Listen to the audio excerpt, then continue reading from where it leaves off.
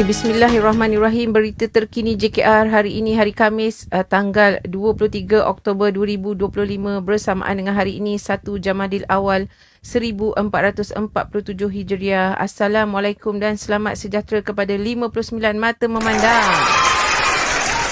Alhamdulillah, hari ini live JKR bersiaran langsung di live Presiden JKR yang mana dilaksanakan oleh Director JKR International iaitu Tuan Dafi. Dan hari ini kita masih lagi dengan pengajian Al-Quran daripada surah Al-An'am ayat 63 hinggalah 73 yang mana bacaannya dipantau dan diperbetulkan oleh Ustaz MYU Legend iaitu Menteri Agama JKR dan juga Ustazah Jid. Alhamdulillah, pada pagi ini bacaan dibacakan oleh Fira Zafira ayat 67, Aminah ayat 64, Ayang Masuri ayat 69, Kan Timpol ayat 70, Alma ayat 70-71, Nini NS ayat 72 dan 73. Alhamdulillah. Dan penjelasan daripada Ustazah Jid, berikan perhatian pada huruf alif hamzah berbaris yang bunyinya A. Pada makraj huruf, tempat keluar huruf. Huruf ra mati ataupun sukun ketika wakaf ataupun berhenti. Nada suara, teknik boleh dipelajari ketika bacaan. Daripada Ustaz MYU, belajar 6 huruf dari bahagian kerongkong. Al-Haq, Ha besar, Hamzah, Ghain, Ha kecil, Ha pedas, Ain dan Kha. Bukan semua huruf dari hidung. Begitu juga dengan huruf alif dan ain. Harus diperjelaskan sebutannya. Dan daripada surah Al-An'am ayat ke-67. Tiap-tiap khabar berita mempunyai masa dan ketetapannya yang membuktikan benarnya dan dustanya dan kamu kelak akan mengetahuinya. Dan ayat 68, apabila engkau melihat orang yang memperkatakan ayat-ayat kami dengan cara mencaci atau mengejek-ngejek, maka tinggalkanlah mereka sehingga mereka memperkatakan soal lain. Jika engkau dialpakan oleh syaitan lalu engkau duduk bersama mereka, maka janganlah engkau duduk lagi bersama kaum yang zalim itu sesudah engkau teringat larangan itu. Dan ayat ke-69, tidaklah ada tanggungjawab sedikit pun atas orang yang bertakwa mengenai dosa mereka, orang kafir yang mengejek-ngejek itu, tetapi kewajipan orang Islam ialah mengingatkan mereka agar mereka bertakwa. Ayat ke-70, jadi jauhilah diri daripada orang yang menjadikan agama mereka sebagai permainan dan hiburan, serta mereka pula telah diperdaya oleh kehidupan dunia. Peringatkanlah mereka dengan Al-Quran itu supaya tiap-tiap diri di akhirat kelak tidak terjerumus ke dalam azab neraka disebabkan apa yang telah mereka usahakannya, perbuatan yang buruk dan keji. Tidak ada baginya pelindung dan tidak juga memberi syafaat selain daripada Allah. Bagi mereka disediakan minuman yang mendidih dan azab yang pedih disebabkan kekufuran mereka semasa hidup di dunia. Ayat 71, patutkah kita menyeru dan menyembah yang lain daripada Allah sesuatu yang tidak mendatangkan manfaat, datangkan mudarat kepada kita, dan patutkah kita dikembalikan undur ke belakang menjadi kafir musyrik setelah kita diberikan hidayah oleh Allah dengan menganut agama Islam. Sesungguhnya petunjuk Allah itulah sebenar-benar petunjuk dan kita diperintahkan supaya berseorangan diri kepada Tuhan semesta alam. Ayat 72, dan perintahkan agar kamu mengerjakan solat dan bertakwa kepadanya. Dialah Tuhan yang kepadanya kamu akan dihimpunkan pada hari akhirat kelak. Ayat 73, dan dialah yang mencipta langit dan bumi dengan tujuan yang kebenaran, bukan kebatilan. Dialah juga pada masa hendak menjadikan sesuatu berfirman, jadilah, lalu terjadilah ia. Firmannya itu adalah benar. Kuasa pemerintahan adalah miliknya pada hari ditiupkan sangkakala. Dia yang mengetahui segala yang ghaib dan yang nyata. Dialah yang maha bijaksana lagi maha mendalam pengetahuannya. Alhamdulillah. Pagi tadi kita ada tazkirah daripada Ustaz MYU Legend iaitu Menteri Agama JKR. Di sini diingatkan kita bagi mereka ada di antara yang memperolok-olok mengambil ayat sesuai dengan kebutuhan diri sendiri. Contoh, tujuannya ingin menyerang seseorang padahal dia sedang membohongi diri sendiri. Hati-hati. Jadi setiap kita ayat tidak boleh kita imani dalam Al-Quran. Jika satu ayat kita tidak imani, maka ingkarlah kita. Walaupun ayat itu tidak sesuai dengan yang kita buat, tetap kita ambil. Buat pembelajaran untuk memperbaiki diri. Dari ayat tadi, tidak ada tanggungjawab terhadap kekufuran orang-orang kafir, namun kita ada kewajipan mengingatkan mereka agar mereka tidak terkena azab itu. ketika kita melihat kemungkaran yang perlu kita lakukan. Yang perlu kita lakukan yang pertama, kita merubahlah dengan tangan kita. Tak mampu kita ubah dengan tangan, kita ubahlah dengan lisan kita. Lisan iaitu dengan perkataan yang baik. Kemudian jika tidak boleh dengan lisan, maka dengan hati kita cukup. Kita meyakini perbuatan dia salah walaupun tidak dapat boleh merubahnya. Dan sesungguhnya itu selemah-lemahnya iman ketika kita melihat sesuatu maksiat terjadi. Dan yang kedua, tinggalkanlah orang-orang yang menjadikan agama mereka permainan dan senda gurau serta tertipu oleh kehidupan dunia. Ingatlah mereka tentang hari pembalasan di mana tidak ada penolong dan pelindung kecuali hanya Allah. Tidak berguna lagi tebusan dan minuman mereka di neraka nanti adalah api. Jadi ketika orang-orang yang sudah dinasihati tidak mahu dengar, itu bahagian dia. Yang jelas kita sudah menyampaikannya. Dan yang ketiga, katakan kepada mereka, apakah masuk akal manusia menyembah Tuhan yang tidak bisa mendatangkan manfaat, tidak pula menghindarkan mudarat.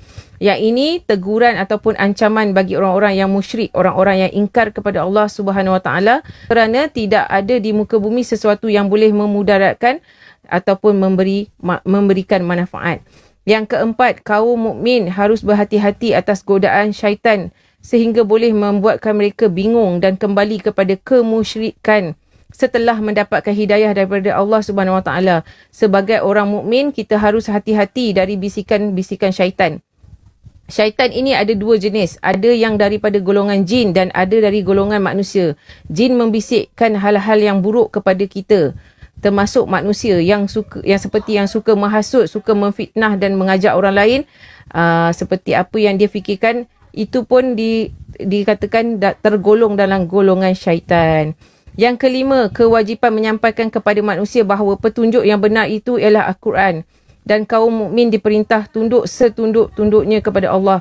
Jadi ini petunjuk yang benar adalah Al-Quran. Jadi ketika kita sampai nasihat-nasihat melalui Al-Quran, itu ialah nasihat apa yang dibacakan melalui Al-Quran. Kalau kita terkena, ibarat orang luka, sakit jika terkena air atau garam, itulah saatnya kita perlu sembuhkan ataupun merawat luka kita. Dan jangan kita sampai kita tunduk selain kepada Allah Subhanahu Wa Taala.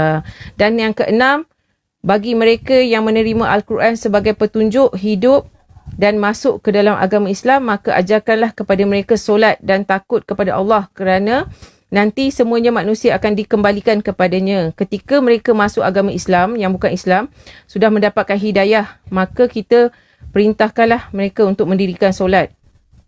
Ingat, hidayah itu ada yang untuk bukan Islam dan yang bukan Islam, iaitu ketika mereka masuk Islam. Ada yang dia sudah Islam tapi belum mendapatkan hidayah. Artinya dia Islam dan beriman kepada Allah, tapi hidayah solat belum dapat.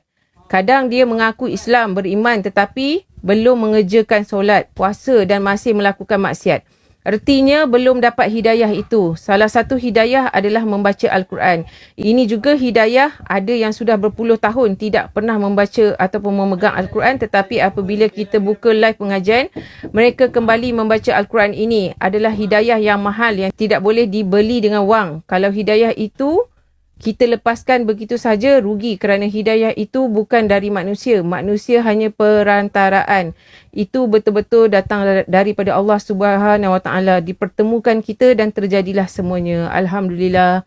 Dan itulah tazkirah daripada Ustaz MYU Legend pada pagi ini, dan doa dibacakan oleh Ustaz MYU Legend mengakhiri live pada pagi ini. Alhamdulillah.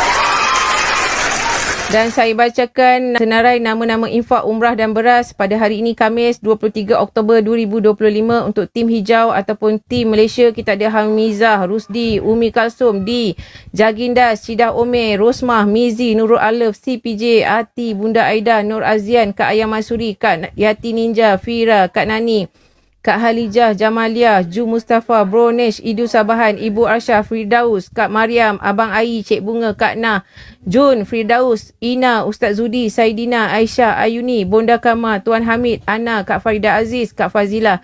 Total infak untuk tim Malaysia ataupun tim hijau sebanyak RM57 dan total infaknya adalah Kak Nani sebanyak RM10.